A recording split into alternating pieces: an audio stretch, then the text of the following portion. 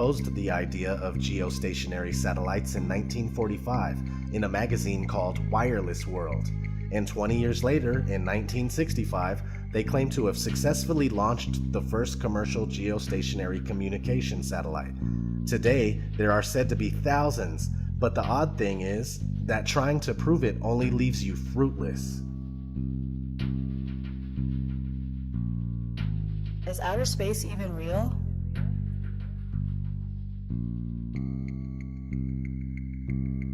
Yes and no.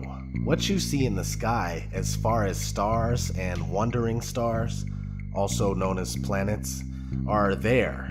How could we deny them? We don't know what they actually are, but they are there. Now, what we are told about outer space and what it is not true at all. Everything we believe about so-called outer space is due mostly to Hollywood movies and other media, including children's cartoons. Of course, NASA propaganda is the biggest culprit. As we have already gone over, there are no pictures of Earth, and even images of all the other so-called planets are computer-generated. NASA has gone on record numerous times stating that humans can't get past low Earth orbit.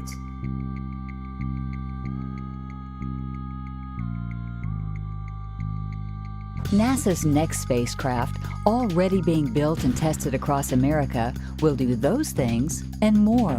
This is the spacecraft that's going to take humans to explore the solar system. It's the next big step for NASA in exploration.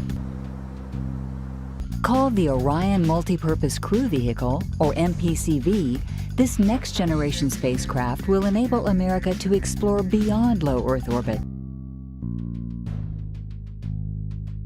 As we get further away from Earth, we'll pass through the Van Allen belts, an area of dangerous radiation. But Orion has protection. Shielding will be put to the test as the vehicle cuts through the waves of radiation. Sensors aboard will record radiation levels for scientists to study. We must solve these challenges before we send people through this region of space.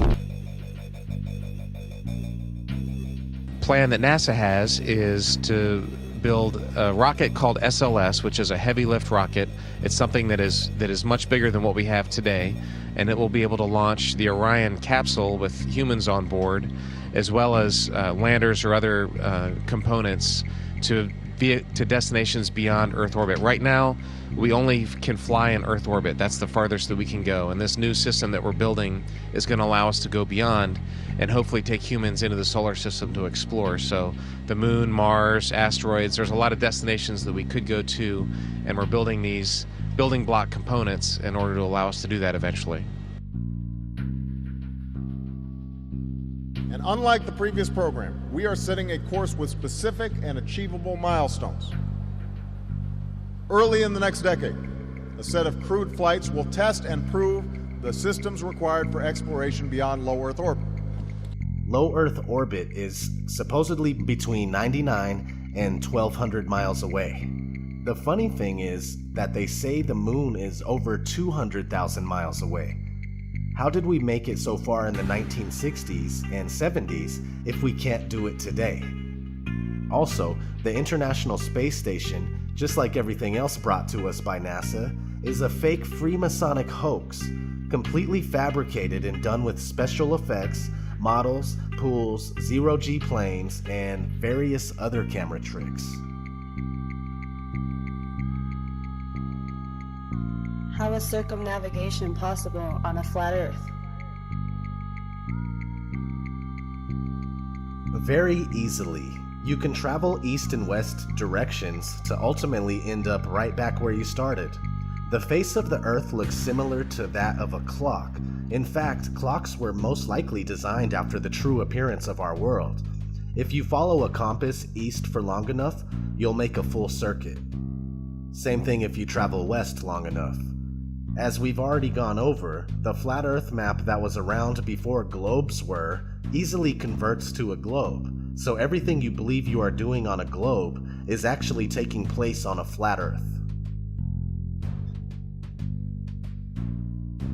How come the moon is upside down in the southern hemisphere? This is another very simple explanation. When somebody is in the northern part of the Earth, or on the northern part of the Earth, they see the moon from this angle.